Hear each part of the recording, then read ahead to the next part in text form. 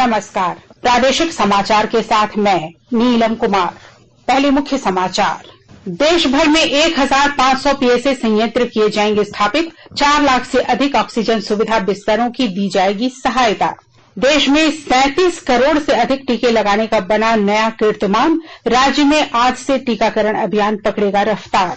सूचना और प्रसारण मंत्री अनुराग ठाकुर ने की समीक्षा। मंत्रालय कांस्य फिल्म समारोह में भारत की संस्कृति और सिनेमाई धरोहर का करेगा प्रदर्शन। और प्रधानमंत्री नरेंद्र मोदी टोक्यो ओलंपिक में भाग लेने वाले भारतीय दल से 13 जुलाई को करेंगे संवाद। खिलाड़ियों को मिलने वाली सुविधाओं की समीक्षा की। और समाचारों से पहले एक जरूरी संदेश। देश भर में 18 वर्ष से अधिक आयु के सभी लोगों के लिए सरकारी केंद्रों में निःशुल्क टीकाकरण अभियान चलाया जा रहा है। हमारे युवा श्रोताओं से अपील है कि वे कोविड रोधी टीका जरूर लगवाएं और दूसरों को भी इसके लिए प्रेरित और सहयोग करें। कोरोना महामारी के प्रति आप कोई भी लापरवाही न बरतें, क्योंकि कोरोना अब भी हमारे लिए बड़ा खतरा बना हुआ है। जब तक आवश्यक न हो, घर से बाहर न निकलें और इन आसान उपायों का पालन करें।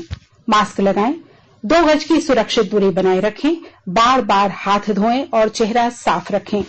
कोविड से संबंधित जानकारी और मार्गदर्शन के लिए राष्ट्रीय हेल्पलाइन काम कर रही है। इनके नंबर हैं 011-23-97-8046 और 1075। इसके अलावा राज्य हेल्पलाइन नंबर 104 डायल कर समस्या का त्वरित समाधान लिया जा सकता है। और अब समाचार विस्तार से। प्रधानमंत्री नरेंद्र मोदी ने देश भर में ऑक्सीजन की स्थिति और उपलब्धता बढ़ाने के प्रयासों को लेकर कल उच्च स्तरीय बैठक की। देश भर में पीएम केयर्स फंड के तहत 1500 से अधिक पीएसए ऑक्सीजन संयंत्र स्थापित किए जा रहे हैं। इन सभी पीएसए ऑक्सीजन संयंत्र शुरू होने के बाद 4 लाख से अधिक ऑक्सीजन सुविधा युक्त बिस्तरों के लिए सहायता दी जाएगी। श्री मोदी ने अधिकारियों को यह सुनिश्चित करने के लिए कहा कि ये संयंत्र जल्द से जल्द शुरू किए जाने चाहिए और राज्य सरकारों के साथ मिलकर काम करना चाहिए।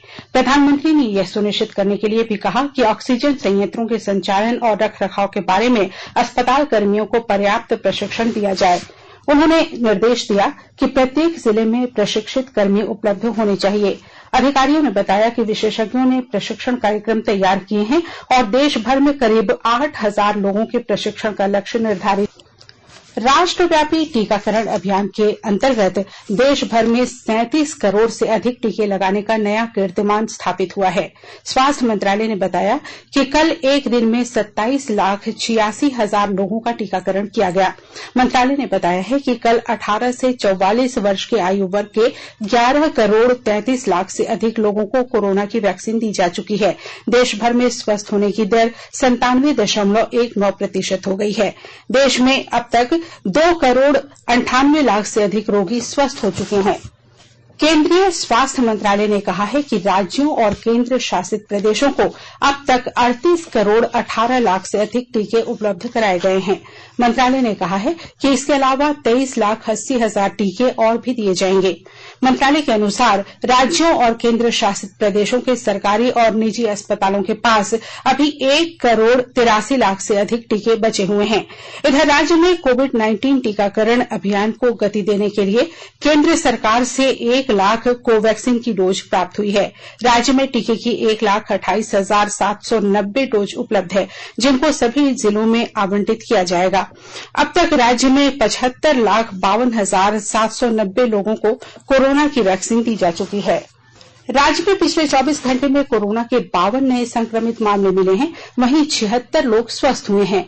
राज्य में सक्रिय मरीजों की संख्या अब घटकर 449 पर पहुंच गई है।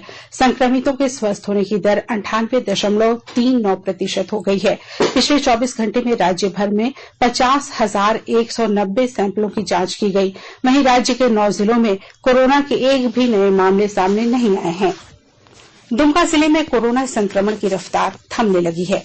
कल जिले में न तो कोई कोरोना पॉजिटिव व्यक्ति पाया गया और न ही इससे कोई संक्रमित व्यक्ति स्वस्थ हुआ।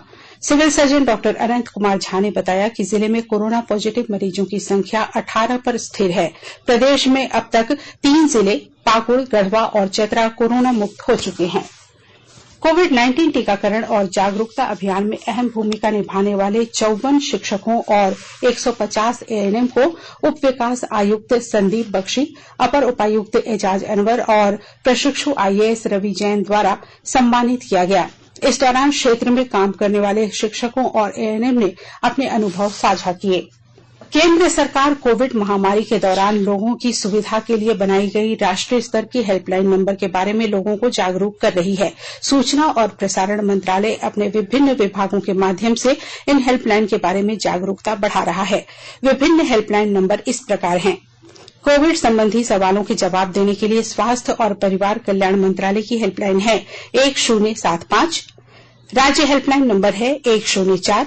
महिला और बाल विकास मंत्रालय की चाइल्ड हेल्पलाइन है 1098। वरिष्ठ नागरिकों के लिए सामाजिक न्याय और अधिकारिता मंत्रालय की हेल्पलाइन है 14567। मनोवैज्ञानिक सहायता के लिए राष्ट्रीय मानसिक स्वास्थ्य और तंत्रिका विज्ञान संस्थान निम्हांस का नंबर है 080461100007।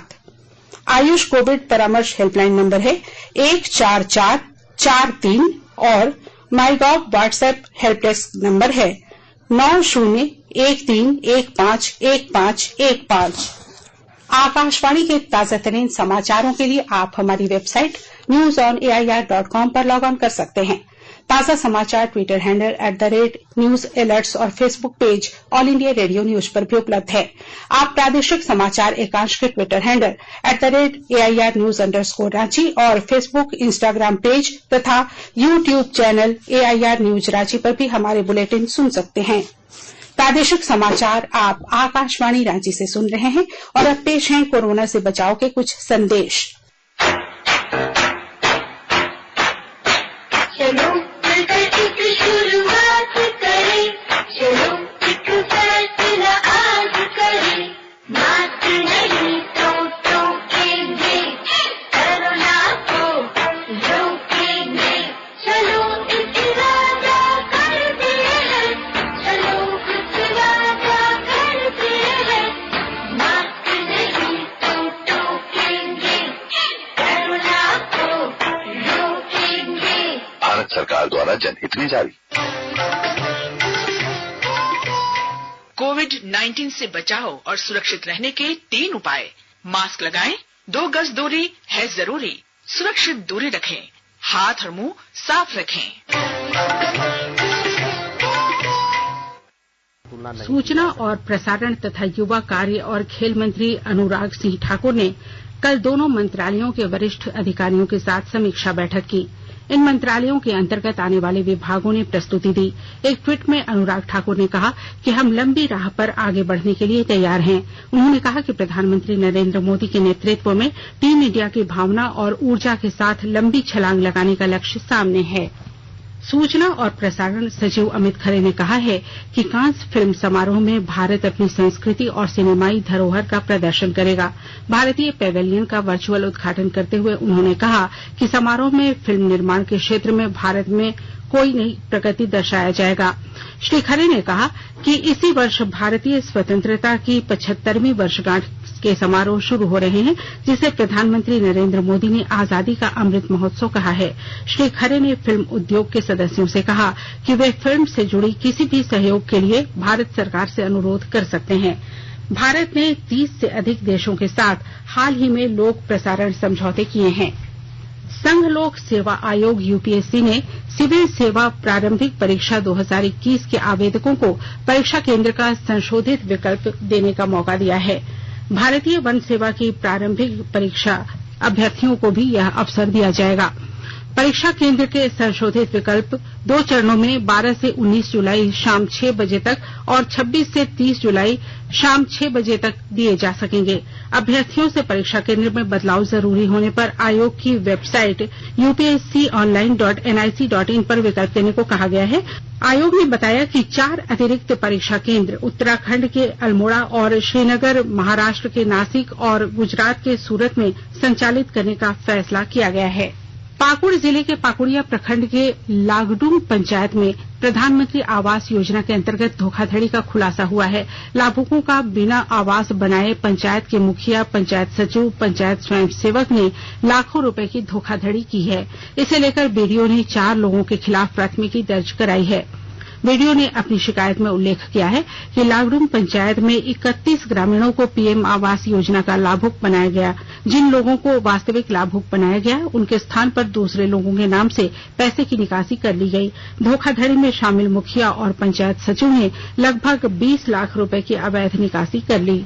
गोड्डा नगर परिषद क्षेत्र के लाभुकों को प्रधानमंत्री आवास योजना के अंतर्गत चतुर्थ फेज के लिए आवास मिलेगा। इसके लिए भौतिक सत्यापन के बाद 2000 लाभुकों का चयन किया गया। किसी की पात्रता पर आपत्ति है तो 15 जुलाई तक साक्ष्यों के साथ गोड्डा नगर परिषद कार्यालय को सूचित किया जा सकता है। प्रधानमंत्री नरेंद्र मोदी ने टोक्यो ओलंपिक में भाग लेने वाले भारतीय दल की सुविधाओं की तैयारियों की समीक्षा की।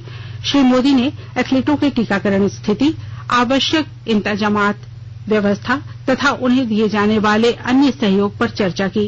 प्रधानमंत्री ओलंपिक खेलों में भाग लेने वाले एथलीटों से इस महीने की 13 तारीख को वर्चुअल संवाद करेंगे। ट्वीट संदेश में उन्होंने कहा कि बातचीत के दौरान वे उन्हें शुभकामनाएं देंगे। झारखंड के नए राज्यपाल रमेश बैस मंगलवार को रांची आएंगे और बुधवार 14 जुलाई को राजभवन में आयोजित कार्यक्रम में शपथ लेंगे।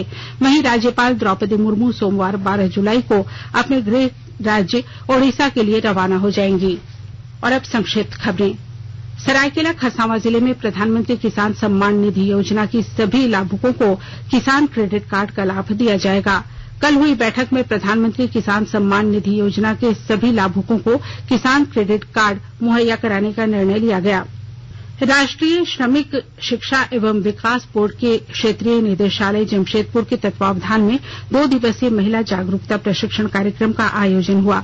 इस दौरान सरायकेला प्रखंड के सेरेगंडा आंगनबाड़ी केंद्र में जीवन ज्योति बीमा योजना, आयुष्मान भारत योजना, बालिका समृद्धि योजना, अटल पेंशन योजना और लेबर कार्ड बनाने की प्रक्रिया के बारे में प्रतिभागियों को बताया गया। कोडरमा जिले के तिलैया डैम में प्रशिक्षु डीएसपी की सर्विस रिवॉल्वर से गोली चलने से उनके साथ पिकनिक मनाने आए उनके एक मित्र की मौत हो गई। वहीं दूसरी घटना में वृंदाहा वाटरफॉल में डूबने से बिहार के बाढ़ और नवादा जिले के रहने वाले 2 युवकों की डूबने से मौत हो गई, जबकि एक युवक को समय रहते स्थानीय लोगों ने डूबने से बचा लिया। और अब अखबारों की सुर्खियां। राज्य से प्रकाशित होने वाले सभी अखबारों ने प्रधानमंत्री नरेंद्र मोदी द्वारा ऑक्सीजन की उपलब्धता को लेकर की गई उच्च स्तरीय समीक्षा बैठक की खबर को प्रमुखता से प्रकाशित किया है। प्रभात खबर ने कोरोना काल में 221 निजी स्कूलों के बंद होने की खबर को अपनी पहली सुर्खी बनाई है। दैनिक भास्कर ने कोर्ट के आदेश के बाद जगन्नाथपुर मंदिर की नई न्यास समिति के फैसले की खबर को पहले पन्ने पर जगह दी है। दैनिक हिंदुस्तान ने मुख्यमंत्री हेमंत सोरेन द्वारा दी गई उद्योग विभाग की समीक्षा बैठक की खबर को प्रमुखता से प्रकाशित किया है। दैनिक जागरण ने अपने स्पेशल रिपोर्ट में पुलिस अधिकारियों द्वारा रामगढ़ में कोयला तस्करी की खबर को पहली हेडलाइन बनाया है। रांची एक्सप्रेस ने कृषि मंत्री द्वारा किसान कर्ज माफी के लिए किसानों को 980 करोड़ रुपए देने की खबर को पहले पन्ने पर प्रकाशित किया है।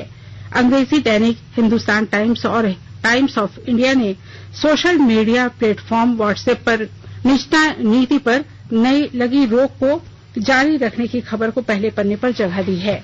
और अब अंत में मुख्य समाचार एक बार फिर।